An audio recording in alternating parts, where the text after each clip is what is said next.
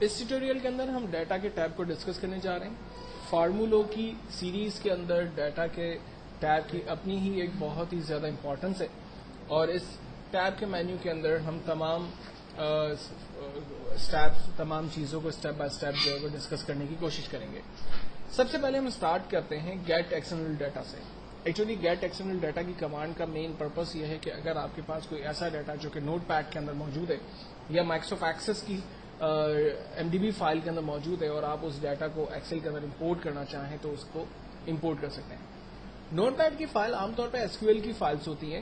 اگر آپ کے پاس کوئی ڈیٹا جو کہ SQL کی فائل میں سے آ رہا ہے یعنی نوٹ پیڈ سے آ رہا ہے تو اس کو آپ ایکسل پہ کیسے لا سکتے ہیں. تو ہم ایک کام کرتے ہیں, ایک ڈمی نوٹ پیڈ پہ فائل کریٹ کر لیتے ہیں جس پر میں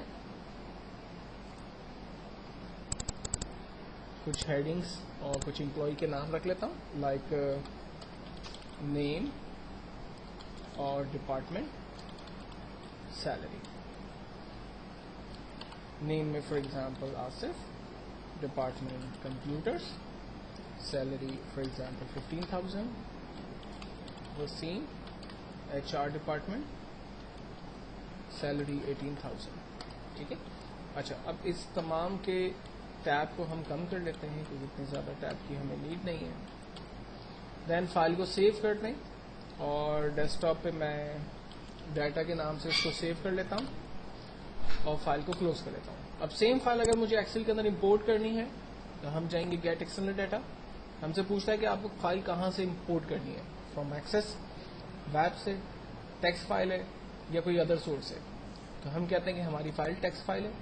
لوکیشن پوچھ رہا ہے, لوکیشن ڈیسک ٹاپ پہ ڈیٹا کے نام کی فائل ہے, اسے ہمیں سلیکٹ کیا, امپورٹ کیا. کہتا ہے کہ اس فائل میں ڈیٹا کچھ اس طرح سے موجود ہے. چونکہ یہ جو باکسز نظر آ رہے ہیں یہ ٹیب جو ہم نے دیے تھے وہاں پر اس کے ہیں. ہم نے فائنلی نیکسٹ اور اس کو فنش کیا, اوکے کیا. کہتا ہے اسی سیل کے اوپر ہم ڈیٹا کو میں پیسٹ کر دوں. ہم کہہ رہے ہیں جی ہاں اوکے, وہ ڈیٹا ہمارے پاس اسی شیٹ کے اوپر پیسٹ ہو گیا. تو ایک بیسٹ کمانڈ جس کی مدد لے کر ہم نے اپنے ڈیٹا کو امپورٹ کرا لیا. اب ڈیٹا کو امپورٹ کرانے سے ہمیں فائدہ کیا ہوا؟ یہ ڈیٹا تو ہم کاپی پیسٹ کر کے بھی لا سکتے تھے لیکن ہم نے اتنی محنت کیوں کی؟ ایکچوئل میں اگر میں اپنی اوریجنل نوٹ پیڈ کی فائل پہ دوبارہ جاتا ہوں اور اس کے اندر فار ایگزامپل میرے پاس امپلائی جو ہے وہ چینج ہو گیا اور میں نے اس کو سیو کیا, کلوز کر دیا. اس ڈیٹا بیس پہ آنے کے بعد میں جسٹ ریفریش کرتا ہوں, ریفریش آل, اور امپورٹ کرتا ہوں. آپ دیکھیں یہ ڈیٹا خود سے امپورٹ ریفریش ہو گیا. تو ایکچوئل فائدہ یہ ہوتا ہے کہ جب آپ لنکس کریٹ کرتے ہیں تو آپ کی اوریجنل یعنی ماسٹر ڈیٹا بیس میں آپ جو بھی چینجنگ کریں گے اس کی کنیکٹنگ فائل کے اندر ڈیٹا خود بخود اپڈیٹ ہو جائے گا. تو یہ ایک بیسٹ اور کمانڈ ہے جس کے ذریعے آپ اپنے ڈیٹا کو امپورٹ کرتے ہیں. نا اب سیکنڈ فیز کے اندر ہم دیکھنے کی کوشش کرتے ہیں کہ مائکروسافٹ ایکسس سے اگر ڈیٹا کو یہاں پر لانا ہو تو وہ کیسے آئے گا. فرسٹ ہم ایکسس کے اندر ایک ڈیٹا بیس کریٹ کر لیتے ہیں. رن کے ذریعے میں نے مائکروسافٹ ایکسس کو آن کر دیا.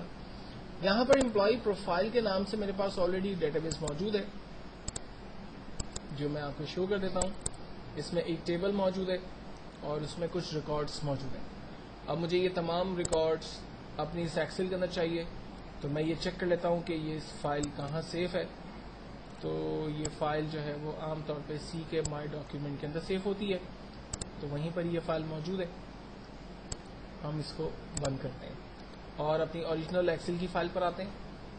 فائل کو امپورٹ کرنے کے لیے یعنی ایکسل کی فائل کو امپورٹ کرنے کے لیے ہم اگین جا رہے ہیں get external data, from Microsoft Access, employee profile کے نام سے ڈیٹا تھا, ڈیٹا بیس تھی میری, میں نے اسے سلیکٹ کیا اور اوپن کر دیا. کہتا ہے کہ اس ڈیٹا بیس کو میں یہاں پر پیسٹ کر دوں پورے ٹیبل کی صورت کے اندر. ہم کہہ رہے ہیں جی ہاں اوکے. آپ دیکھیں وہ ڈیٹا بیس یہاں پر آ گئی. اور بالکل سیم اس کا بھی یہی فائدہ ہے کہ اگر میں اپنی ماسٹر ڈیٹا بیس کے اندر کوئی کام کروں گا, کوئی چینجنگس کروں گا تو وہ ڈیٹا ریفریش کے بٹن پہ کلک کرنے سے آٹومیٹکلی اپنے آپ کو اپڈیٹ کر دے گا. ڈیٹا کے مینیو کے اندر نیکسٹ جو کمانڈ ہے ہمارے پاس وہ سارٹ سے ریلیٹ بڑی امپورٹنٹ کمانڈ ہے.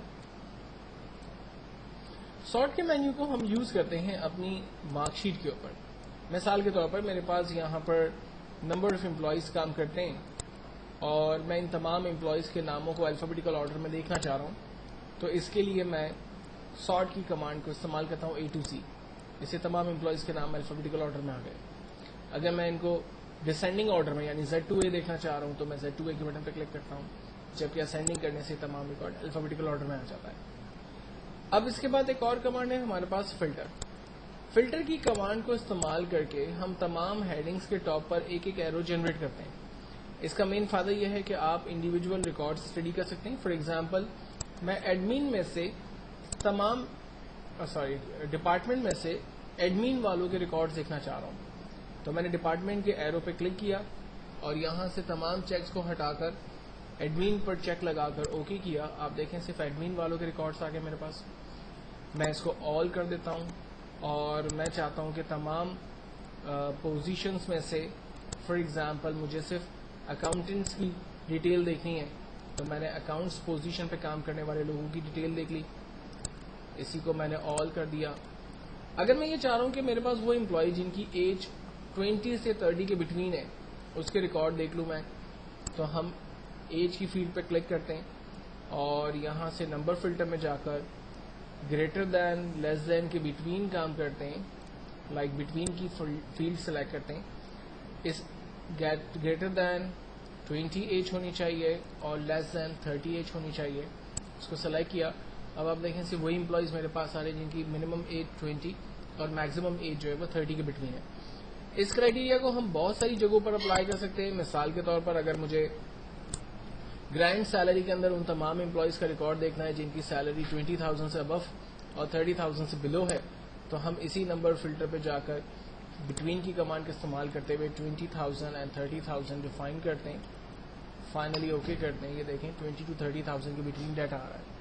اور اگر میں گریٹر دین کی کمانڈ کو صرف استعمال کرتا ہوں یہاں پر, تو فائدہ یہ ہوتا ہے کہ صرف وہی سیلری میرے پاس آتی جو کہ 20,000 سے ابو ہے, ٹل وہ جہاں تک بھی ہو.